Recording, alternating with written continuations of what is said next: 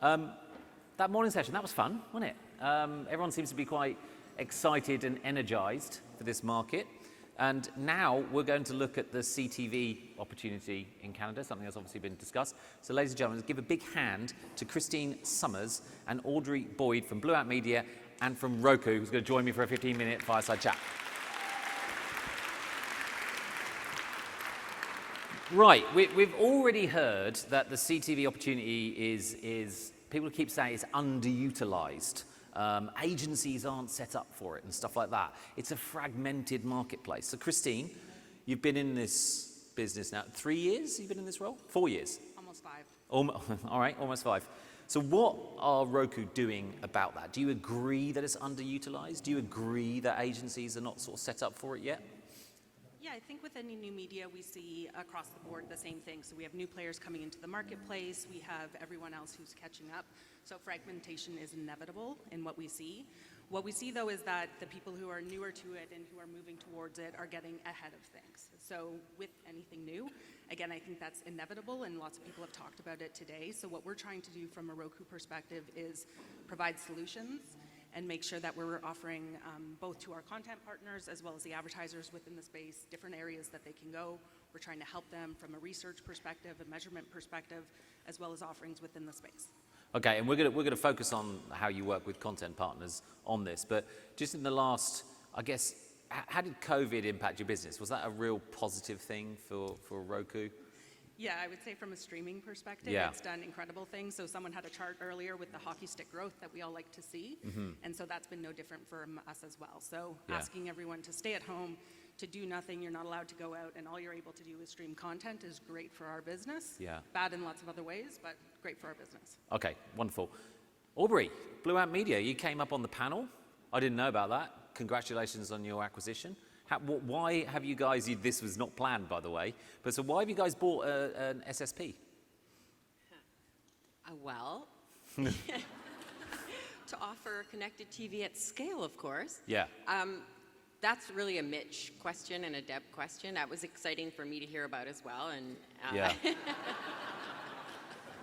But yeah, certainly exciting. But the whys will have to be answered by someone else, I'm afraid. Okay, fine. So you're more on, you've been in this industry for 20 plus years, and you're working obviously with Roku and other CTV providers in their sort of fast inventory, if you like.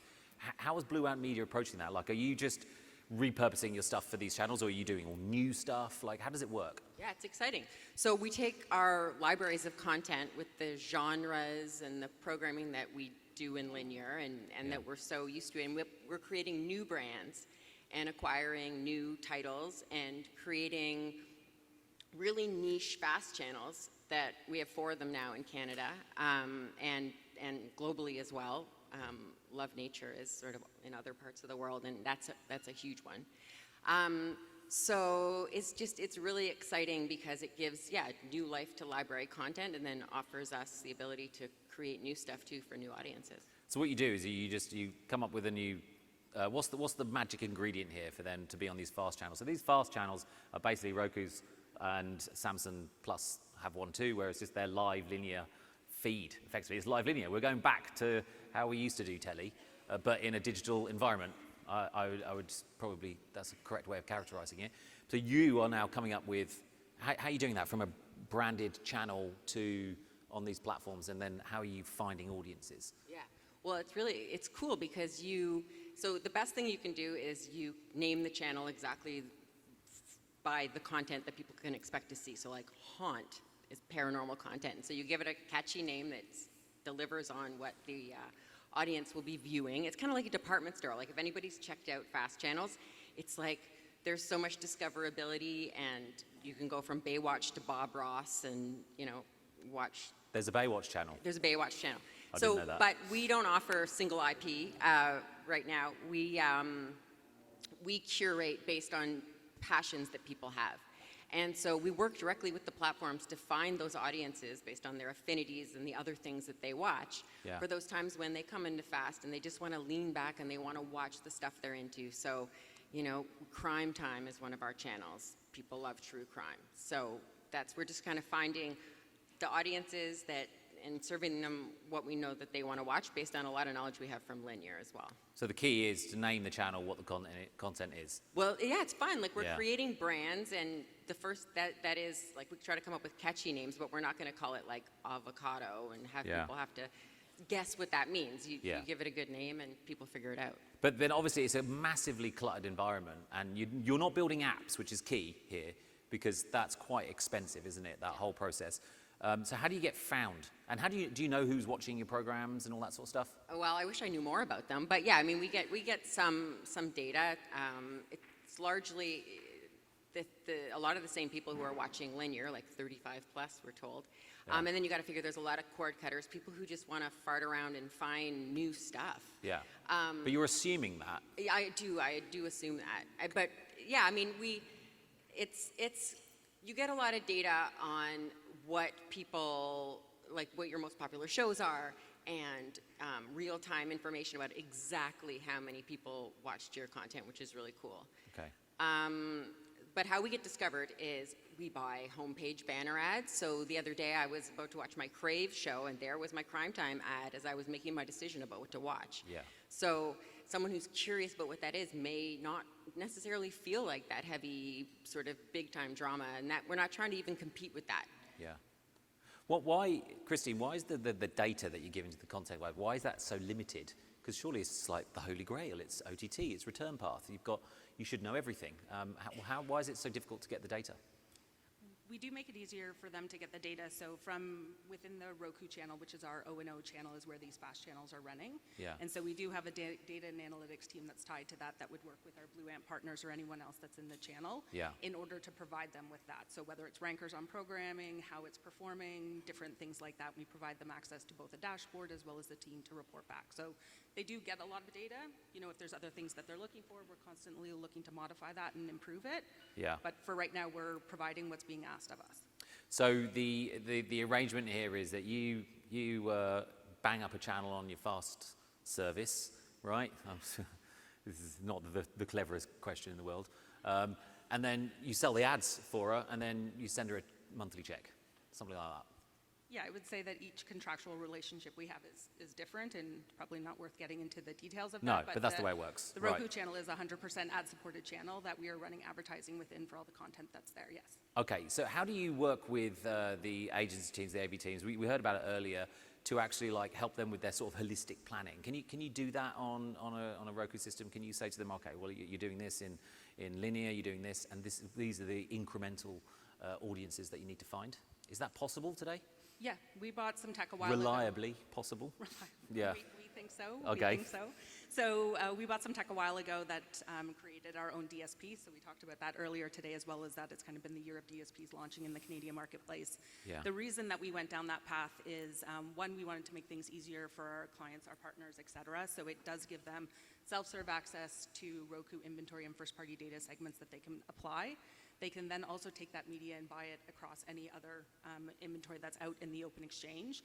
So you can add connected TV to all the other digital buying that you're doing within that space and connect that together through one platform. Mm-hmm. The DSP is called OneView, and so we keep that together. Yeah, and I guess one of the complaints of the market is that with all the fragmented audiences, you've got now walled gardens, hedged gardens. I don't even know how to describe yours, but it's probably along that line. Like, do you see that harmonizing, particularly in a market this size, where people need scale and efficiency?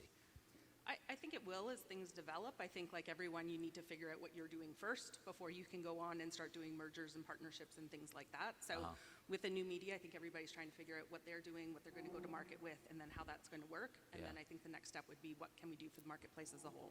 Okay. And Aubray, do you know who advertises on your TV shows? Well, I watch a lot and make notes.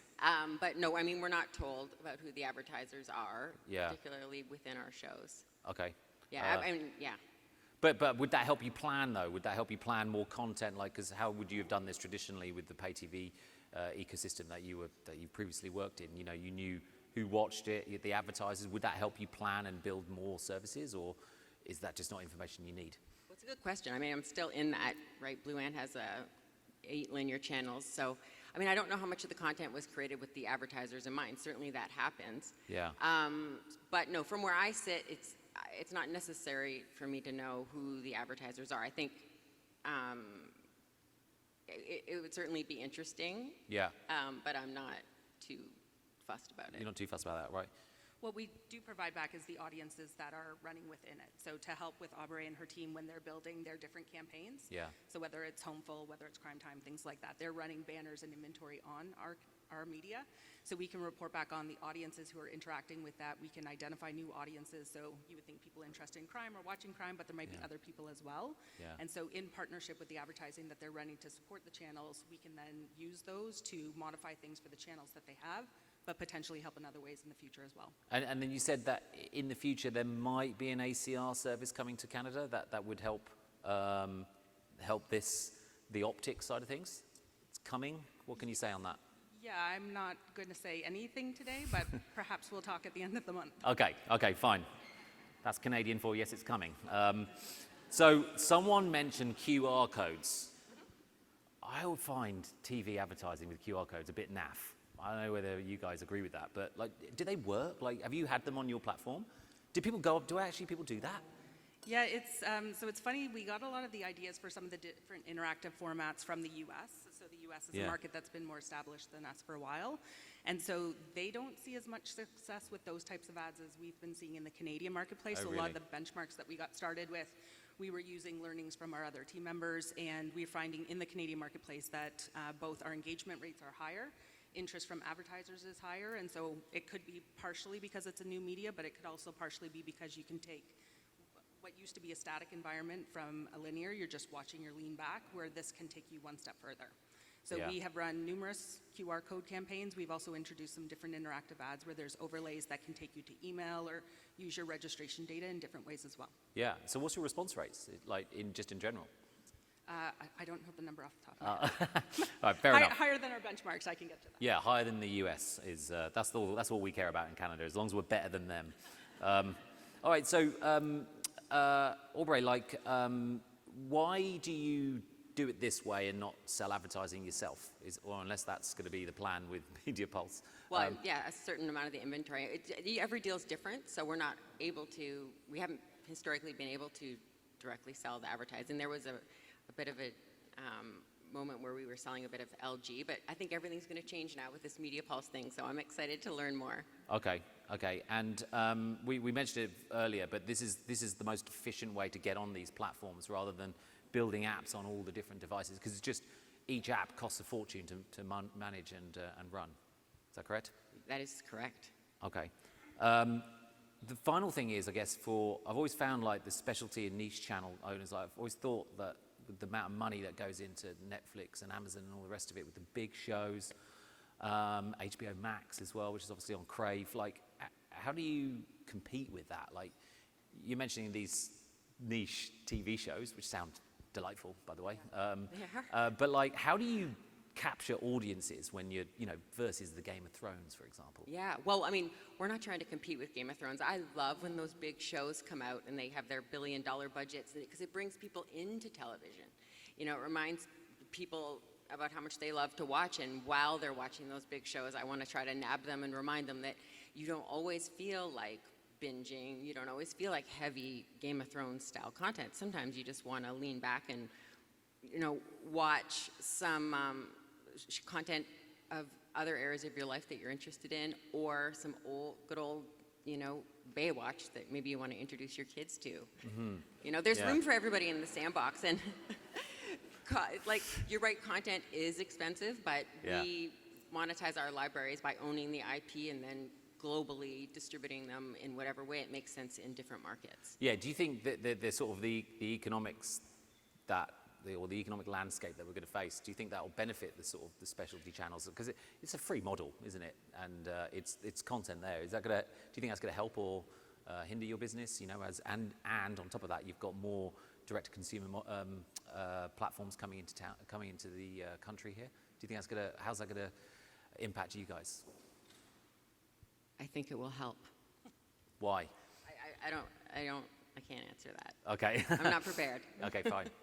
I would just add to it from an AVOD perspective. So Roku's been investing in the ad-supported model for quite some time. We introduced the Roku channel in 2018, which was earlier than a lot of players were getting in the space, and we continue to invest in it heavily, much like our fast channels that we're launching with some of our key partners. So the rise of AVOD, which was also mentioned earlier today, is a trend that I think will continue, and we'll continue to see that. Yeah. So again, I think the more that's coming to the marketplace is a good thing right now, as everybody kind of shifts and looks at different opportunities. For anyone who's an advertiser in the market, it's good for you. It gives you additional inventory sources and ways to reach your audiences. So from our perspective, AVOD is a good thing. Okay, and then finally, we talked about before about when you started selling ads into this space, like you'd go to various different teams within agencies and all that sort of stuff, and now you're moving on to sponsorships and integrations. Is that your sort of sweet spot now? Do you enjoy, what do you enjoy doing the most, I guess? Personally, we'll take it all. Yeah, We'll take any advertising that's running. Video is where people get started. So to repurpose 15 or 30-second spots that have already been produced and you're able to reuse those on other platforms is an easy first place to get started. It's a similar experience. We're talking about the television screen and the big screen, so people are familiar with that. Sponsorships are the next evolution. So from our perspective, we focus a lot on curation of content, how we can work with our different content partners to potentially bundle those with advertisers, and then making them available on the connected TV space, which is just a different environment. Okay, great. Well, it's been a pleasure having this chat. Thank you very much. It's been really insightful. Ladies and gentlemen, give these guys a big round of applause.